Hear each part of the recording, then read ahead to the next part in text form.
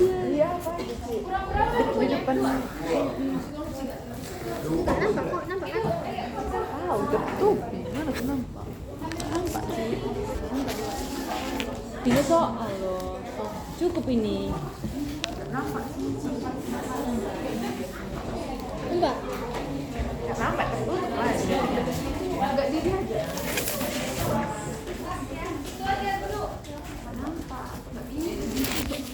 Gitu ya.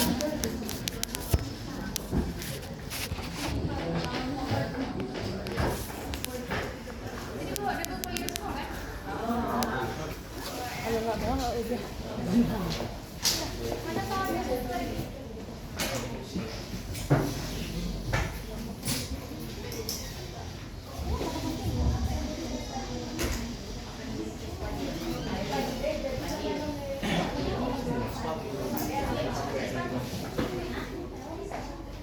Mulai aja ya.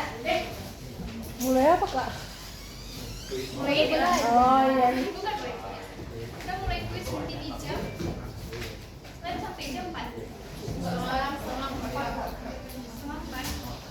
Kan kita mundur kan. Jadi jam 2 sampai jam 4. Ya kan? Kan Biasanya jam 4. 3.40 lah kak. Yaudah berarti 30 menit waktu kalian kuis ya.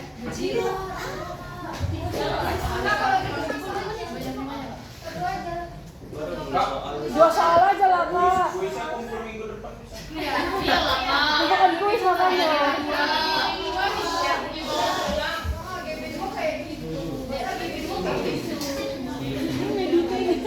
Untung banget. Beda kelas, beda prestis ya, Kak, ya. AGB 2, ya udah kamu masuk AGB 2 aja. Udah ya lanjut ya uji korelasi Spearman. Nanti nggak cukup waktunya. Nanti kita dari jam 2.40 udah mulai kuis. Jadi sampai jam 4. Jam 4 ya. Jam 4 tank harus full nanti.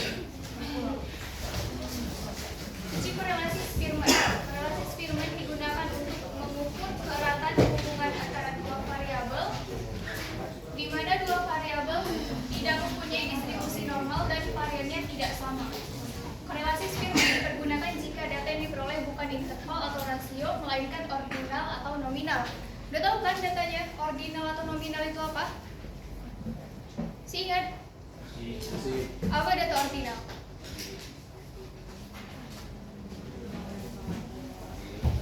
Apa data ordinal? Tadi ada yang bilang masih ingat? Contohnya?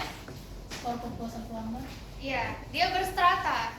Kayak 1 tidak puas, 2 puas, 3 kayak sangat puas sekali, itu ya data ordinal. Terus data nominal? Yang memang sudah ada angka. Hah? Bisi-bisi deh. Kategori. Kategori? Ya, dia bersimbol. Kita kasih simbol 0. Misal kayak 0 ya. Iya itu 0, 1 itu tidak atau sebaliknya. Iya datanya. Terus menghitung nilai rank Spearman. Ini rumusnya ya. 1 dikurang 6 kali DI, yaitu perbedaan setiap pasangan ranking. Jadi kita cari rankingnya juga sama kayak yang uji apa tuh?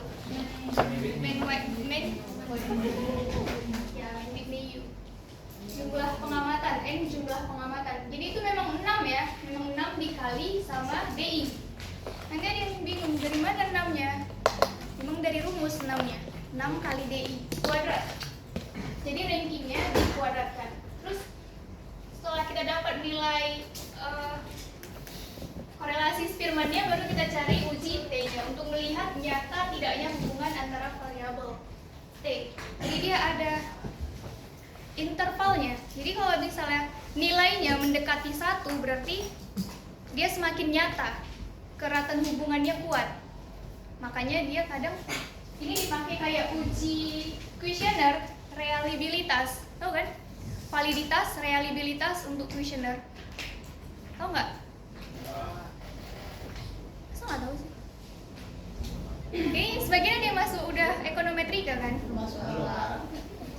Biasanya masuk ekonometrika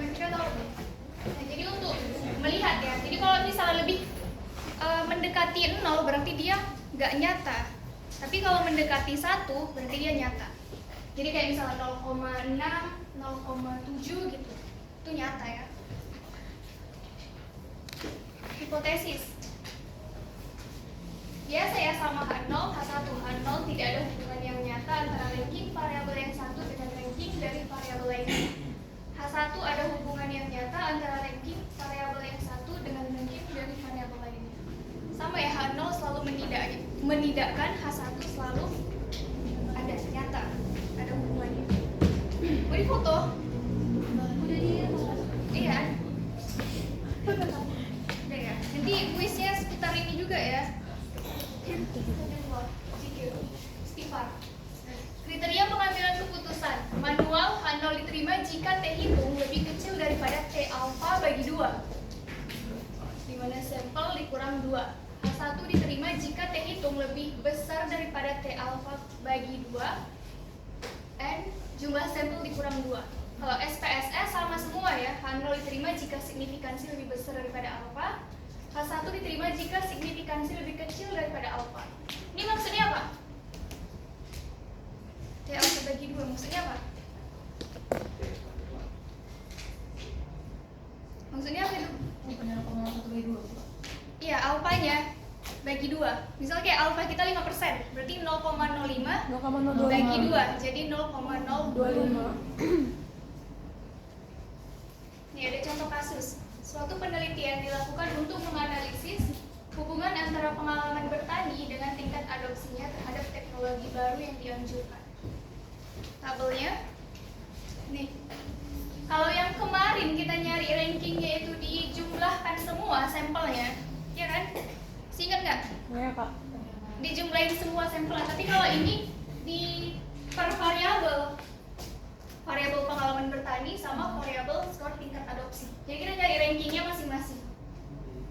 Kalau yang kemarin kan disatuin kan, dijumlahin semua kan. Kalau ini dia masing-masing.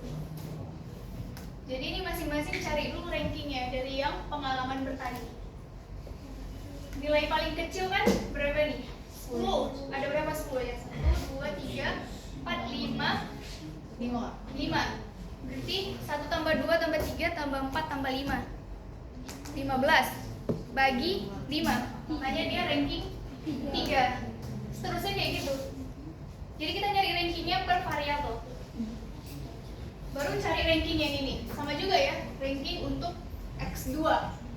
Kayak di situ ranking X1 sama ranking X2. Apa tuh? COC. Bukan ya? Saya kayak COC. Lanjut ya. Sama ya, udah tahu kan cara cari ranking ya? Atau ada yang bingung?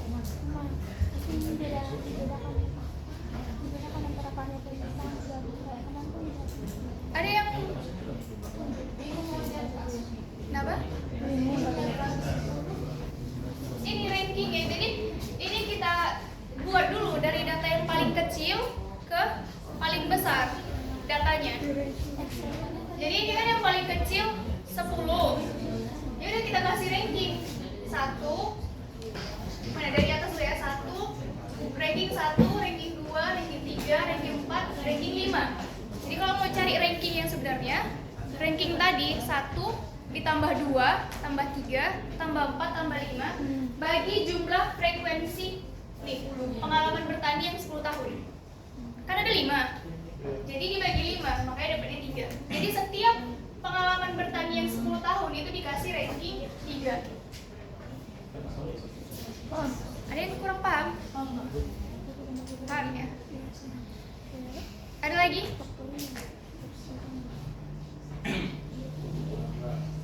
Paham? Lanjut ya. Si bingung? Baru jumlah rankingnya. Jadi rankingnya tadi dijumlahin. Ini juga dijumlahin. Sebenarnya nggak dipakai. Terus untuk nyari DI itu ranking X1 dikurang ranking X2. Makanya 9,5 dikurang 1,5 sama dengan 8.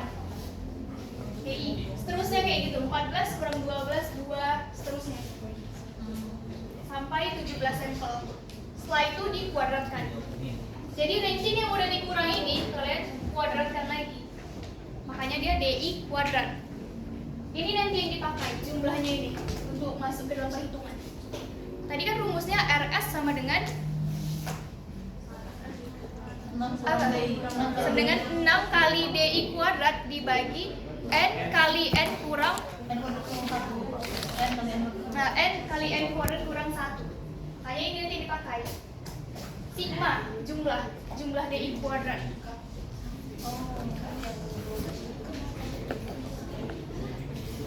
Apa? 12. Ini. Iya dijumlahin. Tadi kan di sini ranking satunya kan 11 kan? 11. Terus ini 11. Jadi 1 tambah 2. Berarti 3 bagi 2 1,5. Makanya 1,5. Udah untuk 12 ya. Berarti dari ranking selanjutnya 3. Enggak disatukan. Ini masing-masing. Iya, masing-masing. Ingat ya, cara cari ranking di Rex Spearman itu masing-masing per variabel, bukan disatukan. Kalau yang kemarin kan disatukan semua kan? Kalau ini masing-masing. Ya. Jadi kalian cari dulu ranking di pengalaman bertani, baru cari ranking di skor tingkat adopsi. Paham? Paham. Paham ya, baru ranking DI-nya, ranking X1 dikurang X2 itu DI. Baru nanti dikuadratkan yang udah dikurangi. Paham nggak?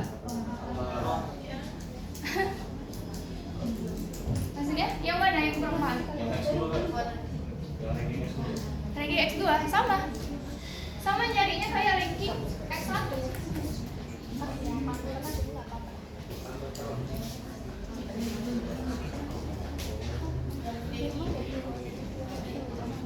DI kuadrat. Nah, jadi kalau udah kalian dapatkan ranking untuk X1 sama ranking X2, DI-nya itu ranking ini X1 dikurang sama ranking X2. Makanya 9,5 dikurang 1,5 dapatnya 8 di DI. Sampai seterusnya. Jadi 14 kurang 12, ranking X1 di sampel 2 itu kan 14. Di X2 12. Makanya 14 kurang 12 2.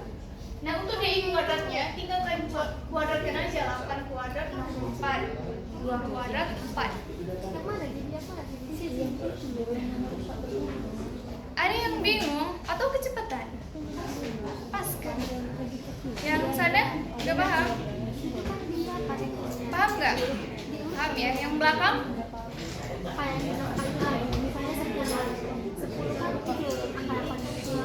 Coba bentar diem dulu ya, nggak dengar suaranya.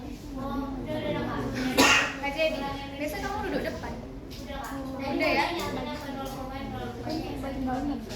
Iya, X1 kurang X2. Ada yang mau ditanya lagi?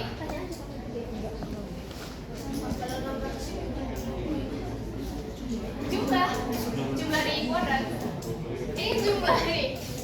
Nih.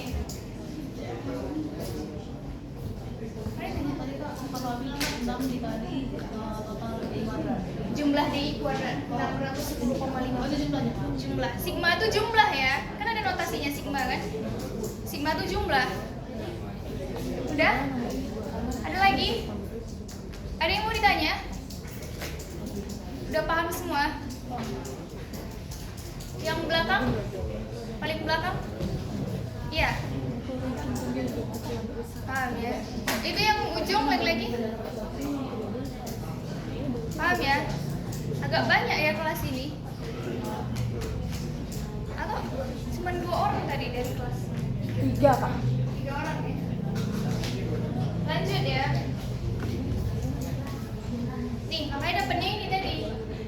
Rumusnya 61 dikurang 6 dikali jumlah DI kuadratnya 610,50. Jumlah DI kuadratnya dibagi jumlah sampel dikali jumlah sampel kuadrat dikurang 1. Tinggal masukin aja rumusnya. Tadi kan sampelnya 17. Saya dapatnya range Spearman-nya itu 0,25. 252. Jadi sebenarnya dari sini kita udah tahu nih tingkat hubungannya. Seberapa kuat tingkat hubungannya. Dari range Spearman aja, karena dia 0,2, artinya dia mendekati 0. Tapi kalau dia dapatnya 0,6, berarti dia nyata. Dari range Spearman aja kita udah tahu. Tapi kita mau buktikan lagi apakah memang benar, makanya dilakukan uji T namanya. Nah, uji T-nya itu range Spearman itu nilai ini ya 0,252 dikali akar kuadrat dari 17 dikurang 2 dibagi 1 kurang 0,252 kuadratkan dapatnya 1,008. Nah ini yang kita bandingkan sama T-table. Nilai uji T-nya yang kita bandingkan sama T-table, bukan ininya ya, bukan range Spearman ya, tapi nilai ininya, nilai uji T yang kita bandingkan sama T-table-nya nanti. Sampai sini? Apa? Tabelnya. Iya, nanti kita cari T-table-nya. Ini kita nyari T hitungnya dulu. Jadi koefisien korelasi range Spearman adalah sebesar 0,252. T hitung yang diperoleh sebesar 1,008. Dari tabel dengan alfa 0,05 dan derajat bebas 15 diperoleh nilai T tabel sebesar 2,131. Dapatnya dari sini. Nih, lampiran 9 nilai kritis sebaran T. Ada di buku ada? Dua ya. Kan? Derajat bebasnya tadi kan 17 sampel. Kan tadi kan derajat bebas N dikurang 2. Makanya sampel dikurang 2.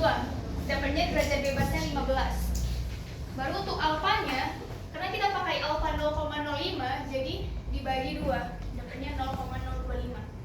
Jadi di tabel ini kita cari di 0,025 bukan 0,05 lagi. Tapi udah di 0,025 nya karena alfanya dibagi 2 untuk range Spearman. Untuk range Spearman alfanya dibagi 2 ya. Jadi kalau misalnya alfa kita 1% berarti berapa? 0,005. Ini 0,005. Tapi kalau alfa kita 10% berarti kita pakai 0,05. Nah, jadi kita lihat derajat bebasnya tadi kan sampelnya dikurang 2. Makanya dapat 15. Terus alfanya di 0,025. Makanya dapat 2,131. Sampai sini nih bertanya? Kak, untuk yang derajat bebasnya itu memang N kurang 2 kan? Iya, udah ketentuannya N kurang 2. Emang harus 2 kan? Gimana itu tergantung jumlah variabel? Enggak, memang 2. Jadi kalau variabel kita banyak, memang 2. Tetap 2. Tapi ada yang dia nggak dikurangi. Kita nggak tahu itu uji apa. Ada yang nggak pernah belajar. Jadi dia jumlah derajat bebas dia nggak dikurangi. Tetap. Tapi ada juga yang derajat bebasnya dikurangi sama banyaknya variabel. Ada juga. Tapi kayaknya untuk range Spearman N kurang 2. 17 kurang 2. Iya nggak? Itu karena Lupa, sudah 2 variabel atau gimana? Iya, mungkin karena Spearman. Di buku lupa range Spearman. Kebanyakan regresi juga belajar. Sama.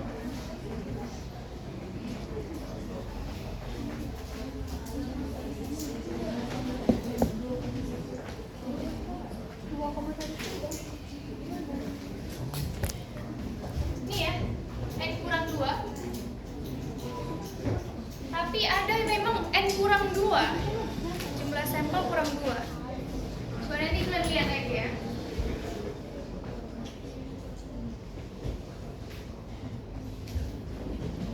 Oh iya, kalau Spearman kita nggak bisa banyak variabelnya, tetap satu-satu. Karena kakak udah nyoba ini.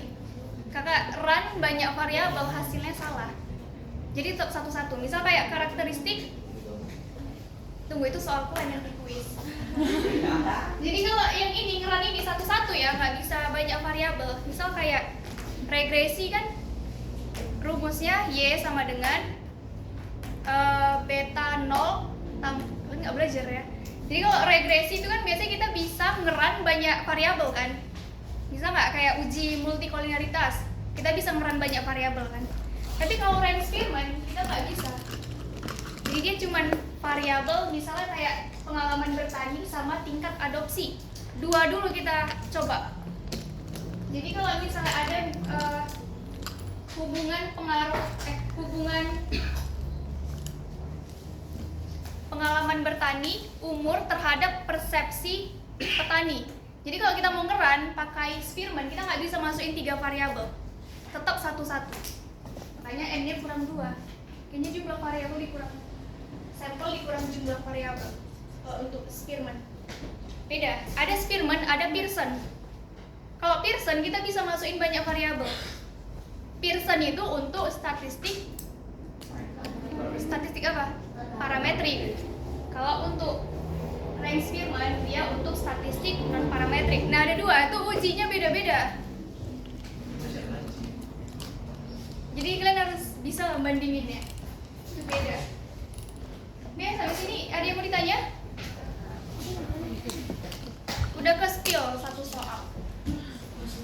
Nanti diganti aja. 2,131. Nggak nampak ya? Nggak nampak? Nampak? Oh, mata. Kita duduk sini. Nah, jadi berdasarkan hasilnya, jadi dihitungnya lebih kecil atau lebih besar? Dihitungnya lebih kecil atau lebih besar? Lebih kecil daripada tabel yang kita dapat. Makanya kriterianya H0 diterima dan H1 ditolak. Artinya tidak ada hubungan antara ranking variabel yang satu dengan ranking variabel lainnya. Berarti tidak ada hubungan antara pengalaman bertani terhadap tingkat adopsi terhadap teknologi. Oke. Tapi ini tetap ya, kalian setelah kuis ngerjain soal latihan lagi. Latihan Spearman 3 soal. Iya, jadi soal kuis ada tugas lagi. Tapi tugasnya PR gitu. Iya. Tugasnya PR. Kuisnya di sini sekarang. Kak, kita kan latihan Spearman masa kuis lah kak? Nggak bisa, masih Nggak, soalnya kan baru masuk kak, belum kita ada latihan. ya makanya ini kalian pahami kan sampai kakak jelasin nih. Jadi kan masih Tapi inget kakak nih. kan belum terbiasa. Enggak ya, nggak ada sama ya. Belajar langsung tahu. Kenapa? Nggak dewa. Kakak sekali belajar aja ini, udah lupa. Jadi sebelum kakak ngasih soal ke kalian, kakak udah belajar soalnya dulu, cari jawabannya. Kakak kan belum. Ya enggak, beda sama, kita sama kok. Kami tadi kakak pindah slide-nya nggak lupa. Ini lah masa lupa. Tapi kan kuisnya boleh buka buku, kuisnya boleh buka buku. Oh, boleh. Bukunya di Boleh. HP kak. Buku-buku itu di HP. Kenapa? Boleh diem di. Iya boleh buka apapun. Boleh kerja sama nggak? Kak, kata Dedi boleh buka baju. Tapi yang udah dikasih kayak gitu pun tetap aja nggak ada yang bisa terjawab. Nggak bisa. Jawa bisa kak. Enggak, kelas sebelah udah ini kelas terakhir kan. 3 kelas lain yang nggak bisa terjawab. Kurang waktunya kak. Aku pula udah 1 jam 40 menit ya. Jawaban seminggu dikasih kan. Iya kan. Coba seminggu kan. Malah nyata ini cuma 3 hari. Yang semalam aja kelas berapa tuh yang dibawa pulang itu pun tetap aja nggak ada yang benar. Oh, beda lah. Itu trust issue, issue. Udah ya sampai sini ada yang mau ditanya? Ada yang mau ditanya? Kalau nggak ada yang mau ditanya lanjut ke SPSS ya, habis itu kuis. Buka SPSS.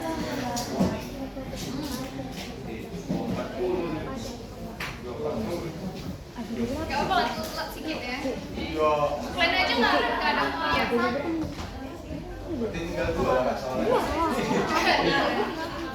1 soal 75 sampel, pencailah rankingnya. Salah gitu kak.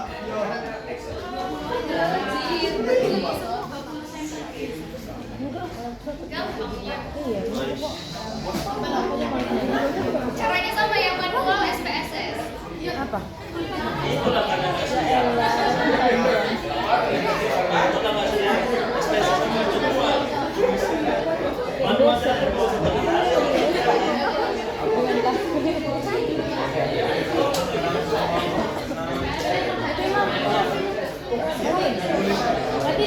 Iya.